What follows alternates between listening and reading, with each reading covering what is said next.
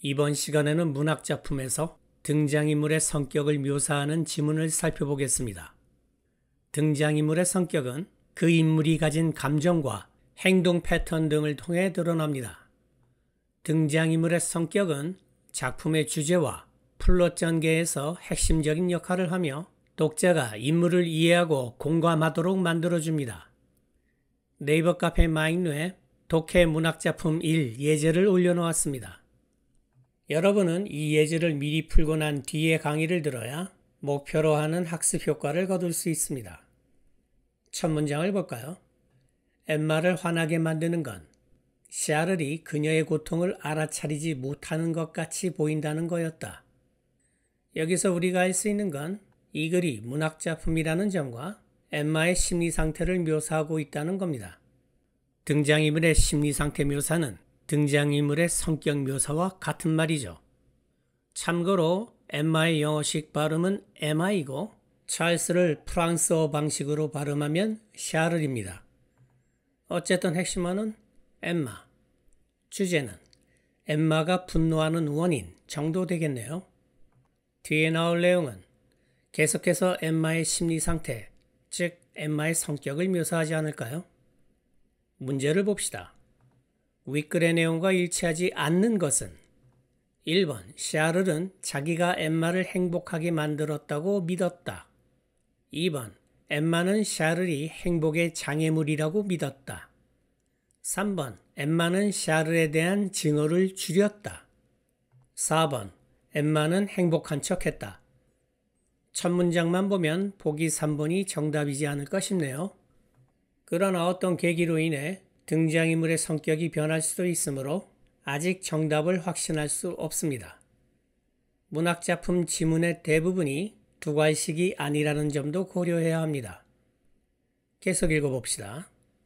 그녀를 행복하게 만들었다는 그의 확신은 그녀에게 모욕처럼 보였고 이 점에 대한 그의 확신은 배은망덕처럼 보였다.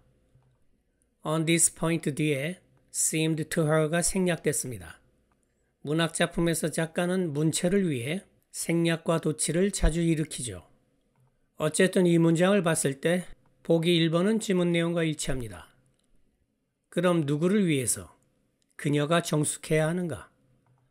정숙이란 단어를 봤을 때 엠마와 샤를은 부부 사이인 것 같습니다. 그건 그 때문이 아닌가? 모든 행복의 장애물이며 불행의 원인이. 이 문장을 봤을 때 보기 2번도 본문 내용과 일치하네요. 그때 그에게만 그녀는 권태의 결과인 모든 여러 가지 증오를 집중했고 증오를 줄이려는 모든 노력은 단지 그걸 더 늘릴 뿐이었다. 남편을 미워하는 이유가 권태 때문이군요. 이 문장을 봤을 때 보기 3번은 본문 내용과 일치하지 않습니다. 정답은 3번. 어그먼트의 뜻을 몰랐더라도 그녀는 증오를 그에게만 집중했다라는 구절에서 어그먼트의 뜻을 짐작할 수 있습니다. 왜냐하면 이런 쓸데없는 고생이 절망의 또 다른 이유를 추가했으며 그들 사이의 이별에 더 큰 원인이 되었기 때문이었다. 엠마는 남편과 헤어질 결심을 한 듯합니다. 그녀에 대한 그의 친절함 자체가 그녀를 그에게 저항하도록 만들었다. 남편이 잘해줌에도 불구하고 엠마는 오히려 남편을 증오하고 있습니다. 가정의 평범함은 그녀를 음란한 공상으로 몰아갔고 결혼 생활의 부드러움은 간통의 욕망으로 몰아갔다. 결혼 생활이 안정적이지만 엠마의 내면에는 채워지지 않은 무언가가 존재하며 그로 인해 금기된 욕망으로 이끌리는 심리 상태를 묘사하고 있습니다. 이 지문에는 어려운 단어가 많이 쓰여서 술술 읽기가 어렵네요. 하지만 기억하세요. 영어가 모국어가 아닌 사람들이 그 많은 영어 단어를 다 알 수가 없습니다. 지문을 읽다가 모르는 단어가 나오는 건 우연이 아니라 필연이죠. 여러분은 장식적인 형용사와 부사에 휘둘리지 않으면서 아는 단어, 즉 fancy나 desire 같은 단어를 가지고 최대한 내용을 짐작해야 합니다. 그녀는 샤를이 자기를 때렸으면 좋겠다고 생각했는데 그러면 그녀는 그를 미워할, 그에게 복수할 더 나은 권리를 갖게 될 수도 있었다. 엠마는 자신의 일탈을 합리화할 명분을 찾고 있군요. 그녀는 흉악한 추측에 때때로 깜짝 놀랐다. 자기 생각 속으로 들어오는 추측에. 그리고 그녀는 계속해서 미소를 지어야만 했다. 그녀가 행복하다는 소리를 항상 반복해서 듣기 위해, 행복한 척하기 위해, 그렇게 믿도록 만들기 위해. 여기서 추측은 자신이 미래에 저지를 일에 대한 추측이겠죠. 그래도 당장은 남들의 시선을 의식해서 참고 있군요. 이 문장을 봤을 때 보기 4번은 본문 내용과 일치합니다. 이 점을 전체적으로 보면 작가는 등장인물의 심리 상태를 묘사하면서 인물의 성격을 설명하고 있습니다. 다시 핵심어는 엠마, 주제는 결혼 생활의 권태에 빠진 엠마의 심리. 1857년에 발표된 보바리 부인은 낭만주의의 쇠퇴와 사실주의의 부상을 알린 작품입니다. 또한 여성의 욕망과 사회적 억압을 사실적으로 묘사하며 페미니즘 비평에도 큰 영향을 끼쳤죠.